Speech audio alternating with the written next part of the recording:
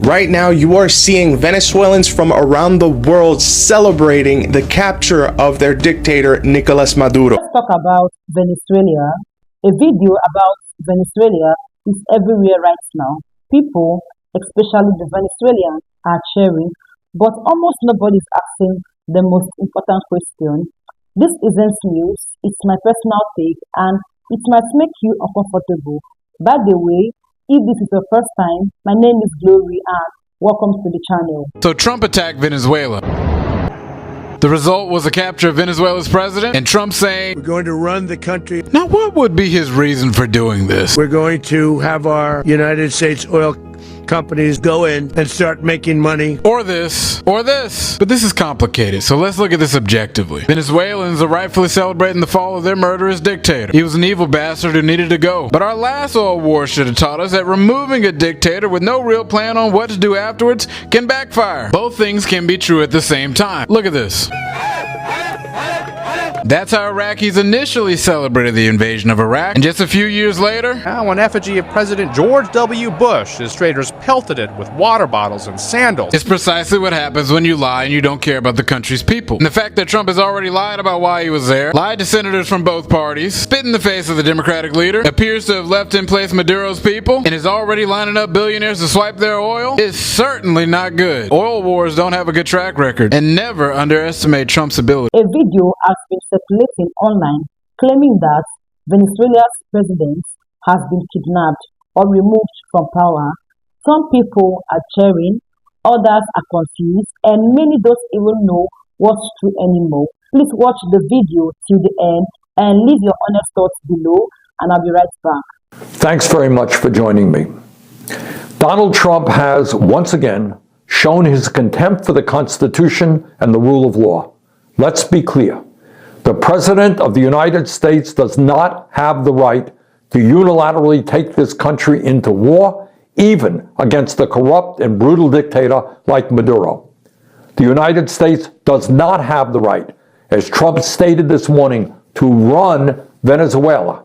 Congress must immediately pass a war powers resolution to end this illegal military operation and reassert its constitutional responsibilities. Trump's attack on Venezuela will not make the United States and the world safer. Quite the contrary. This brazen violation of international law gives a green light to any country on earth that may wish to attack another nation to seize their resources or change their governments. This is the horrific logic of force that Putin used to justify his brutal attack on Ukraine.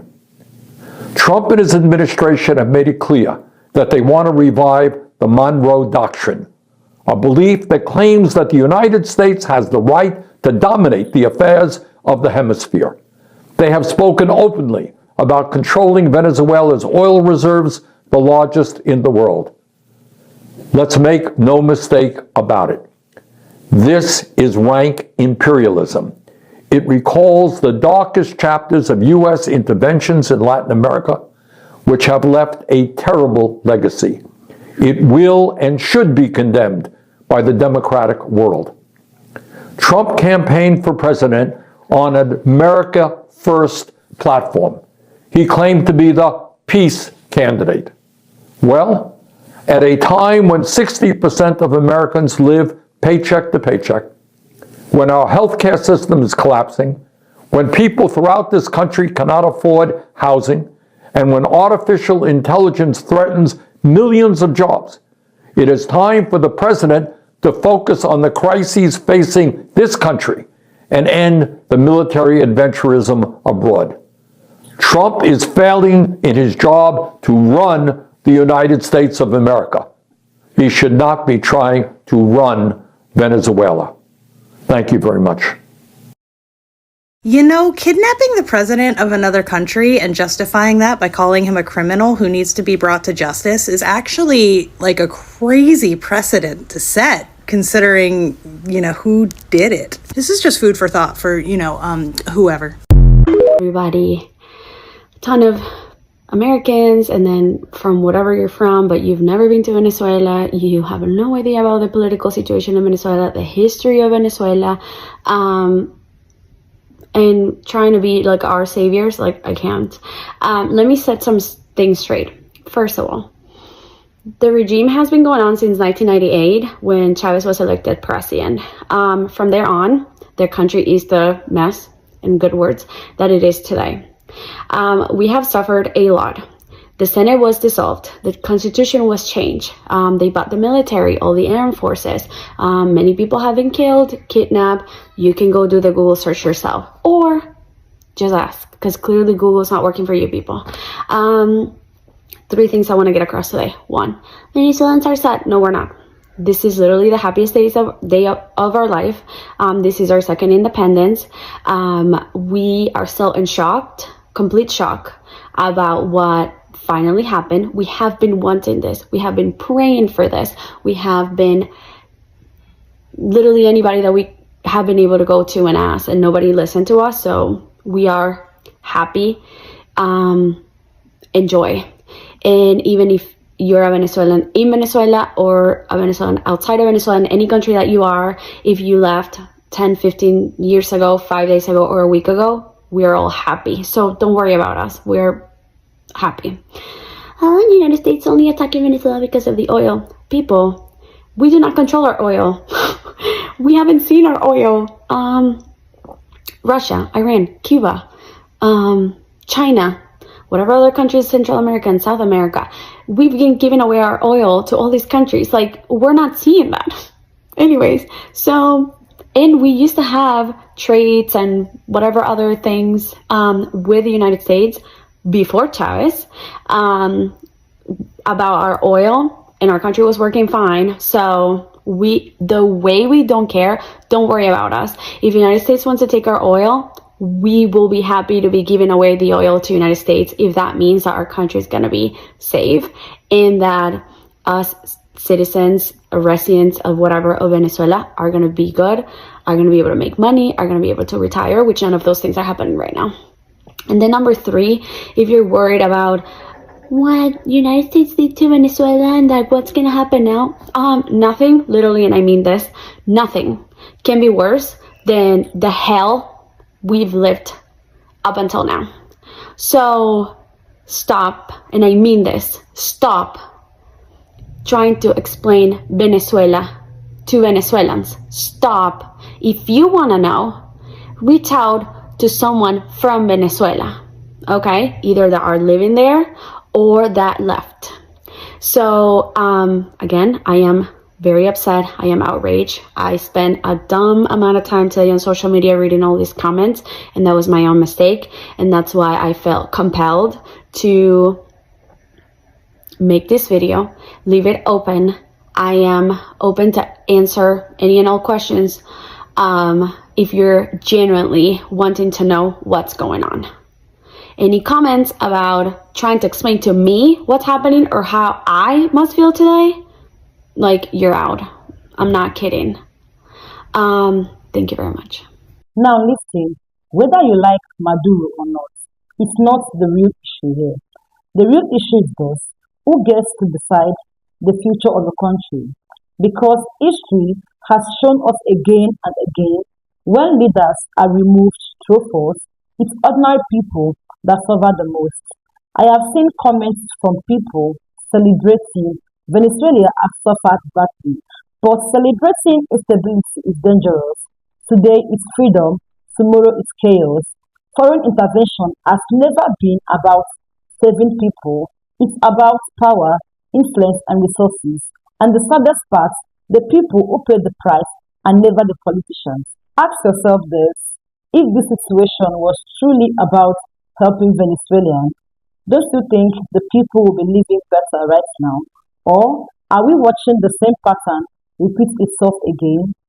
Celebration today does not guarantee peace tomorrow. Right now, you are seeing Venezuelans from around the world celebrating the capture of their dictator, Nicolas Maduro. Here you see them tearing down a banner with his face on it. Venezuelans in Miami celebrating this capture, and thousands upon thousands getting together over this historic moment in Venezuela. For Venezuelans, this is the most freedom they've had since Maduro came into power back in 2013. Local reporters say that a guy named Edgar says that his chest feels like it's about to explode with joy. While Venezuelans are celebrating, they're also FaceTiming family still in Venezuela, making sure they're okay, because there is still so much uncertainty about what happens next. After Nicolas Maduro's capture and all the celebrations, it's very clear that Venezuelans have wanted this for a very long time. Yeah, come celebrate with us. We love everybody because you, America, has loved us so much.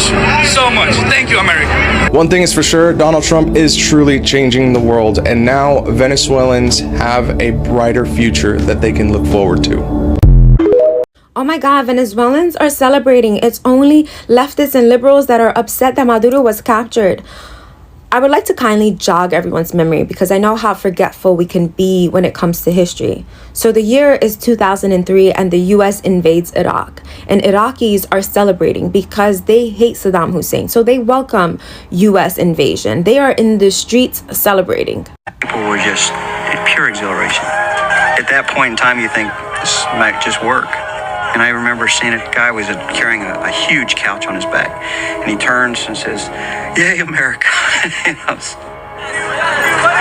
The US invades Iraq under the pretense that Saddam Hussein is harboring nuclear weapons, which, by the way, they never find. And between the years of 2003 to 2011, America kills over 1 million Iraqi people. The country becomes a failed state. And if you speak to Iraqis today, they will tell you how they have deep resentment towards the United States. The country that they once welcomed becomes the country that they deeply hate and resent, and rightfully so. Soon as the US leaves Iraq, the country then goes into the hands of ISIS, the terrorist organization. You see, it's very easy to start a war. It's very easy to take out a dictator. It's very easy to bring down a regime.